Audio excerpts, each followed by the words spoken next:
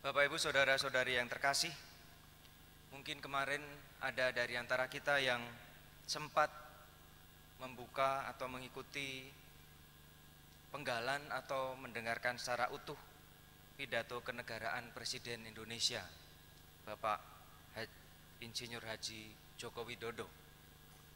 Kita mendengar bagaimana beliau dengan pesan-pesannya juga memberikan peringatan-peringatan yang menarik tentang bagaimana kita membaca peluang, melihat potensi, melihat kemajuan, dan juga melihat strategi-strategi apa yang bisa kita gunakan untuk mencapai Indonesia emas di tahun 2045 yang akan datang. Salah satu hal yang menarik adalah ketika seperti biasa Presiden kita menyampaikan bahwa kita berada dalam masa yang begitu bebas. Salah satunya ketika bermedia sosial. Ketika bermedia sosial, Presiden sampai menyampaikan bahkan Presiden pun dibilang sebagai lurah. Dan kemudian selain itu bukan hanya disebut sebagai lurah, ada juga yang mengutarakan kebencian, ketidaksukaan, ketidakpuasan, kekecewaannya dengan berbagai macam umpatan, ungkapan kebencian kepada Presiden. Ada yang mengatakan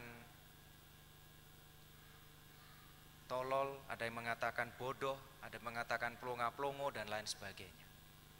Dan dikatakan, beliau mengatakan bahwa secara pribadi beliau tidak mempermasalahkan itu. Beliau membiarkan itu sebagai bagian dari hal yang wajar dalam bermedia sosial. Tetapi yang beliau sayangkan adalah ketika itu semua dibiarkan dan tidak sampai pada kesadaran, maka ada kemunduran dalam diri kita sebagai bangsa Indonesia. Bangsa yang bermartabat, bangsa yang mempunyai moralitas yang baik.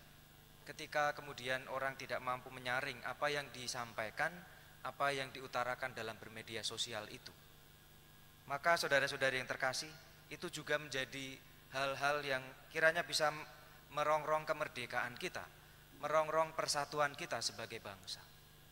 Maka dalam bacaan-bacaan yang kita dengarkan hari ini, kita diingatkan kembali bahwa kita mempunyai ajaran yang sebenarnya sangat relate untuk membangun sebuah bangsa yang kuat, bangsa yang didukung oleh cara hidup, yaitu cara hidup cinta kasih.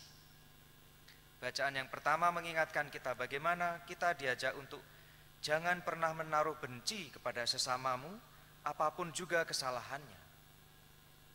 Kita boleh tidak suka, kita boleh tidak cocok dengan hal-hal yang bertentangan yang dilakukan oleh orang lain di sekitar kita. Tetapi satu hal, jangan membenci siapapun.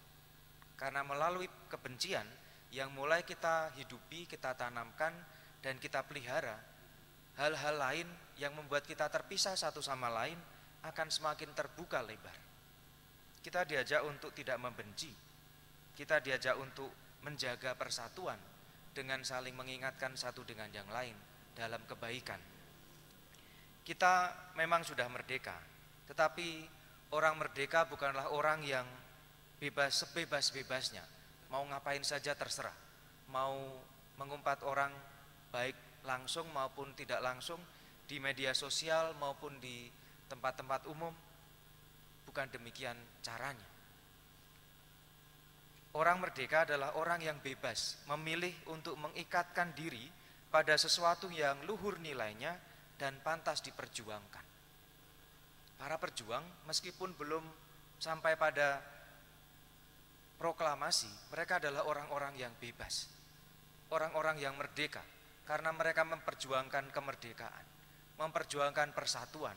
Ketika mereka memperjuangkan bangsa ini menjadi satu di berbagai macam tempat, agar bendera merah putih yang sekarang bisa kita kibarkan di mana saja, kapan saja, oleh siapa saja, menjadi mungkin bagi kita sekarang.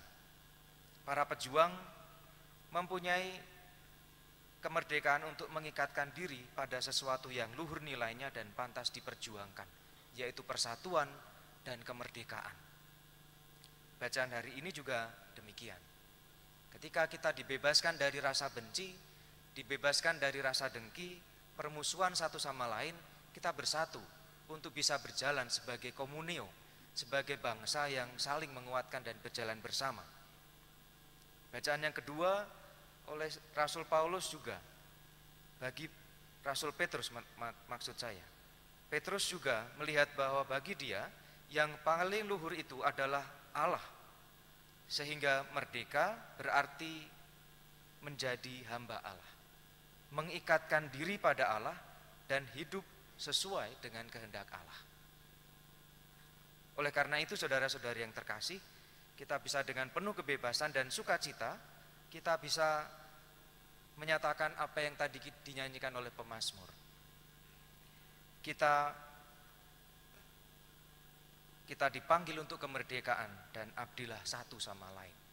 Mengabdi satu sama lain, mengasihi satu sama lain, bukan dalam situasi terkekang, bukan dalam situasi keterpaksaan, tetapi karena kita mempunyai kesadaran bahwa ada nilai yang luhur di situ, yaitu mencintai sesama dalam cinta kasih adalah sesuatu yang lebih dari apapun. Maka saudara-saudari yang terkasih, kita sebagai bangsa, sebagai gereja, kita diingatkan kembali bahwa ajaran Yesus, ajaran cinta kasih adalah salah satu ajaran yang perlu kita perjuangkan terus-menerus, kita hidupi terus-menerus, agar kehadiran kita sebagai orang Katolik sungguh-sungguh membawa sumbangan yang nyata bagi negara kita. Pemerintah Jokowi mengingatkan kita dalam ulang tahun ke-78 Negara Kesatuan Republik Indonesia ini dengan terus maju agar menjadi Indonesia yang maju.